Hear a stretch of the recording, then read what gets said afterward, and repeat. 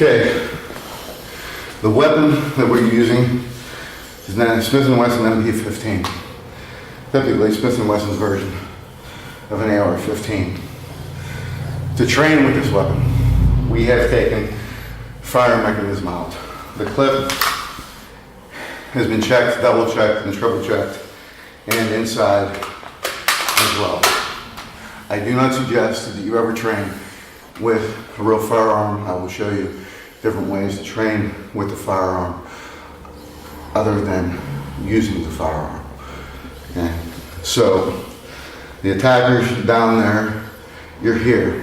One thing to remember at this point, after you ground the person, and always remember this, two things. One is if more than 3 or 4 rounds have gone off, this thing is exceptionally hot. So as you'll see, for his safety, he's putting his hand here so that when I press, I don't press too hard, okay? But in reality, there is no way his bare hand is going to be on this weapon because it is going to be searing his flesh. After 3 or 4 rounds, it gets that hot. Next, every type of this weapon has a release for the clip. Clip, you just press and you pull. You should be able to do it this way, and you should be able to do it this way. So this is your press release, simply pull. Once you have it, it can become a weapon as well. The one thing that you can do, you can throw it, pocket it, I'd toss it. But remember that there is still 1 round left in this weapon. So the weapon should always point up or away or down.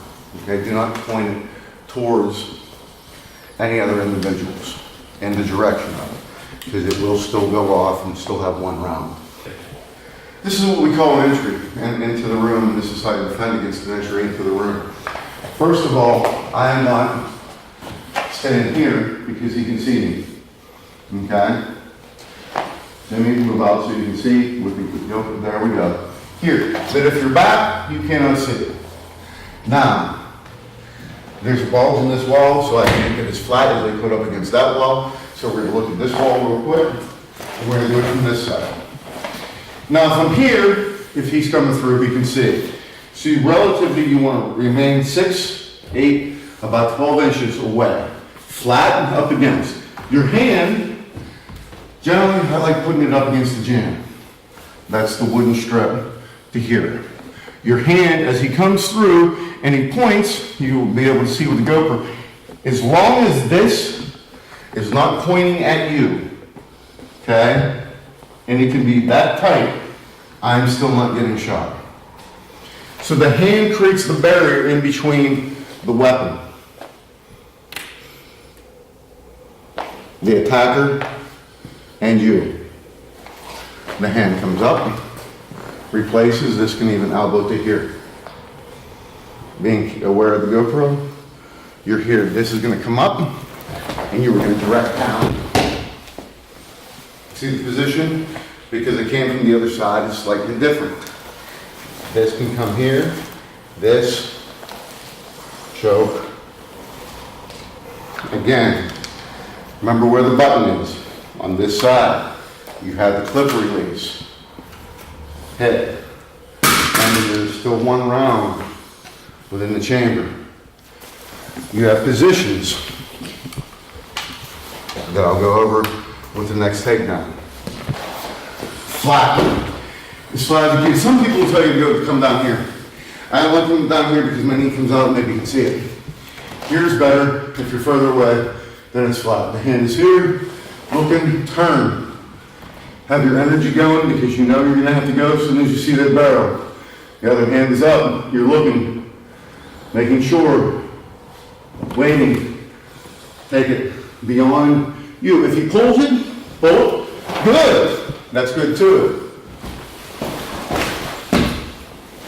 Drop the knee. If this is up, that's fine. Take, wedge, across. Okay? Again, left hand or right. It's on the opposite side. Keep this pressed at all times.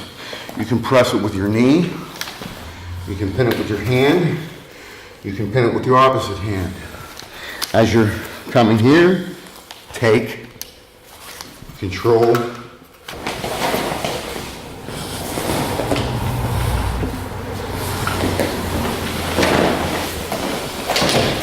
sometimes you can use the elbow if you can't get the hand in. Use the elbow, bring this away, bring this up, over.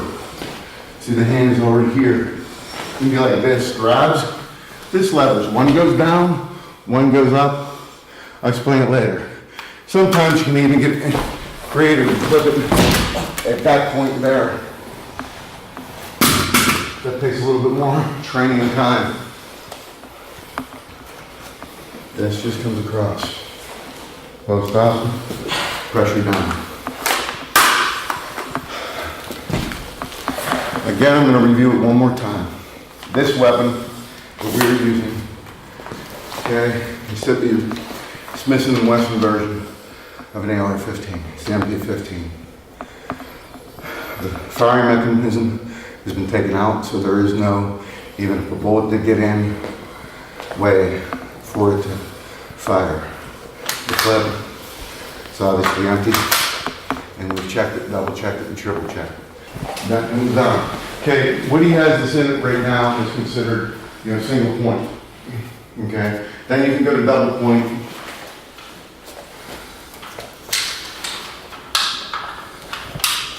Okay, that's also double point. When I demonstrated the ones coming through, the entries, we had the single point. The same techniques will basically work in double point. I just want you to be aware.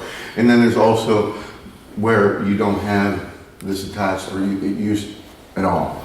And we will go over that. We'll go back to single point for the training.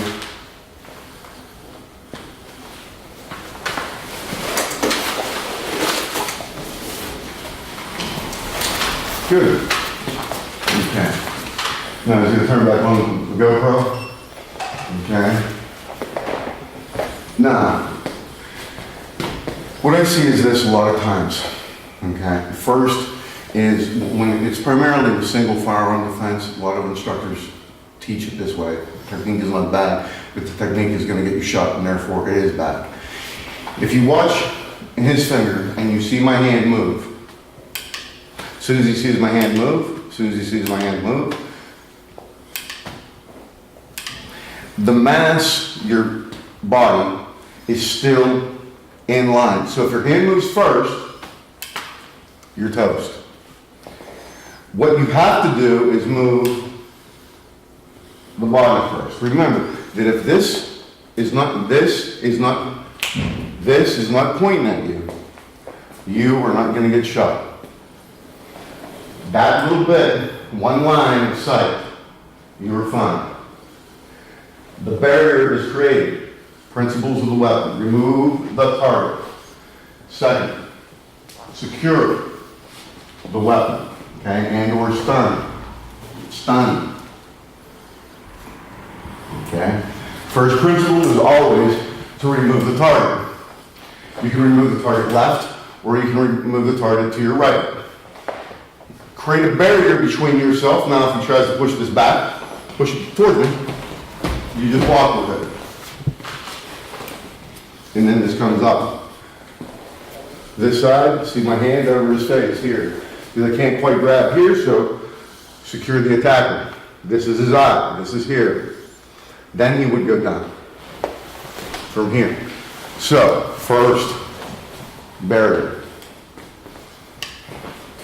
Move the target, barrier, another barrier. Now, if you understand the principle of 11, this way with the hands, this way with the hands, this way, or this way. Push and pull and push up, pull down, or push down and pull, okay? As I said before, not everybody has that. So you can very easily change all the things we did. Remember, remove, hand, up, footwork, step back, turn, hit, come over, simulate the pin, the clip, come here, simulate everything. All you need is room handle, cut it off. You do, you know, the scenario type hit, bang, up, down, and cross, butt strokes if you want them here, or simulate the swing, choke, take the clip, out. This is how you train it without the weapon. Even if you get a scenario training where the attacker is coming through the door, you're here, remember, we're still at 12 inches, hand out of the hand, not the arm. You're here, this is up, maybe add a knee, down here, maybe a butt stroke, down, pop, clip.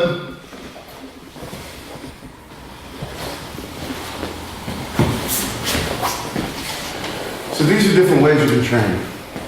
And I'll also show you this because everybody has these.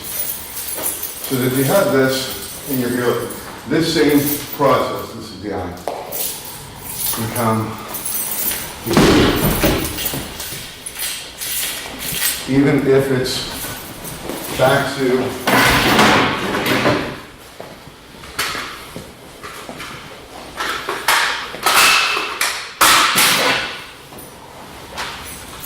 here, and you're here like this, fine, it comes here this way.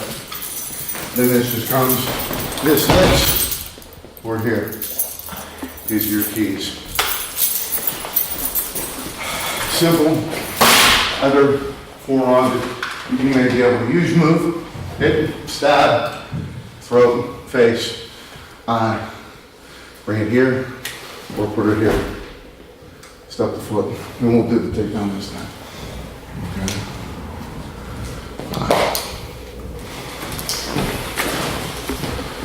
The techniques. Level, remember. Turn.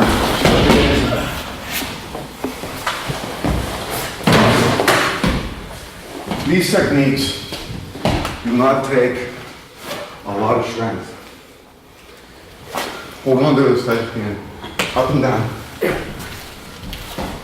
up and down, cross. And they are techniques that anybody can do, all different shapes and sizes.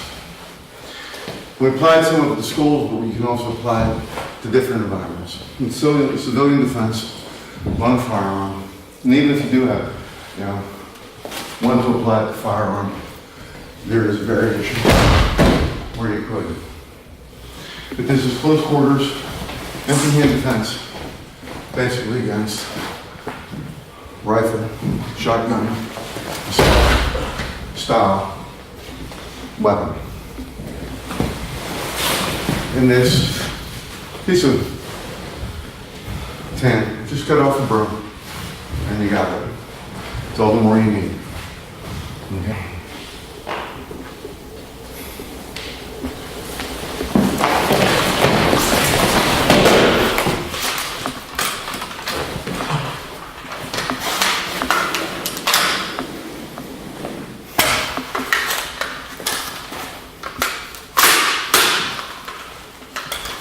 Nice.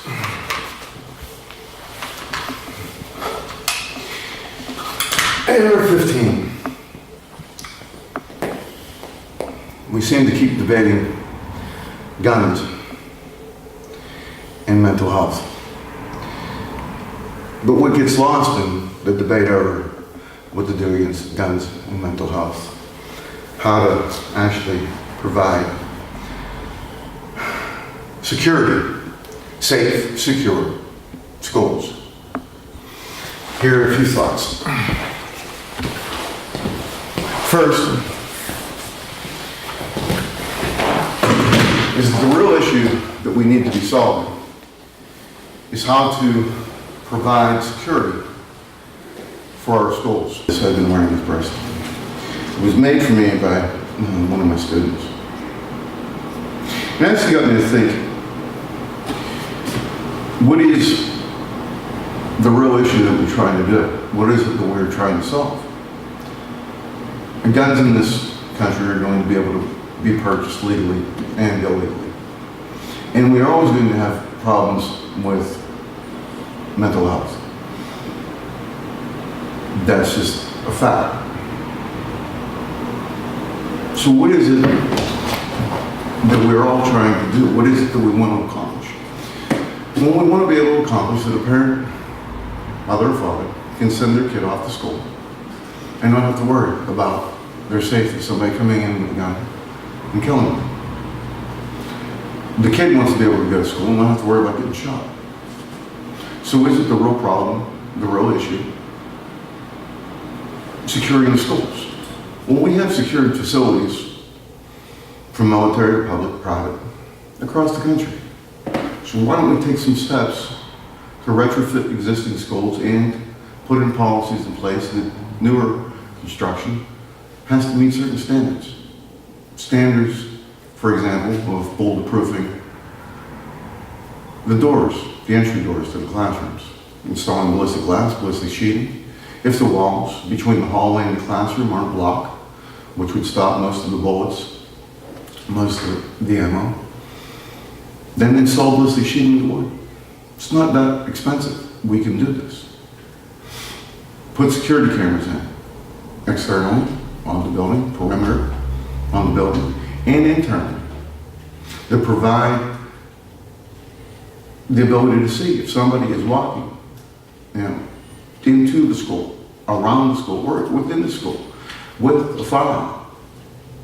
I'm sure there's somebody at Apple, Google, Microsoft right now that could make an algorithm to be able to, so that the camera, for God's sake, you can go get a phone, and it has facial recognition. We can have firearm recognition software attached to that security camera. Have automatic doors, secure doors to close automatically if there is the warning. The other thing we can do is have security doors within the school that could section off a portion. Combine the security cameras, you can see where the person is at, where the active shooter is. It provides law enforcement, first responders an advantage because they will then know what they're dealing with, who they're dealing with, how many they may be dealing with.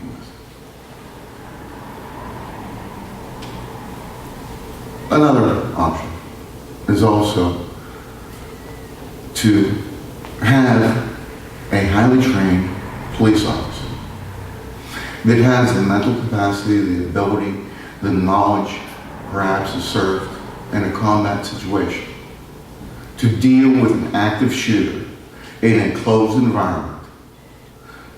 That is a school where you may have students, teachers, and other personnel running for their lives, being killed. How hard would it be to provide the training to one officer? Have that officer on patrol at the school. You might have to add one officer to your police force, maybe two. Have them rotate out quarterly so that's not all they do. Normal patrol and then school patrol. As I said, there are probably, and there are, architectural firms, security specialists that are far more qualified than I am. But this is the direction that we should be going. How do we secure our schools? The rest of the debates can wait. The time to do it is now. It's not tomorrow. So to the kids, keep your voices heard. Keep them loud. Do not give up. Make them hear you. So that you can go to school without worrying about getting shot.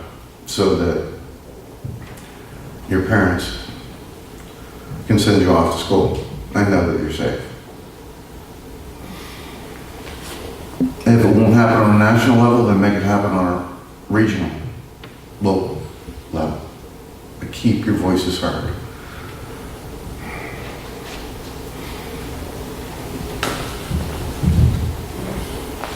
So that this doesn't happen again.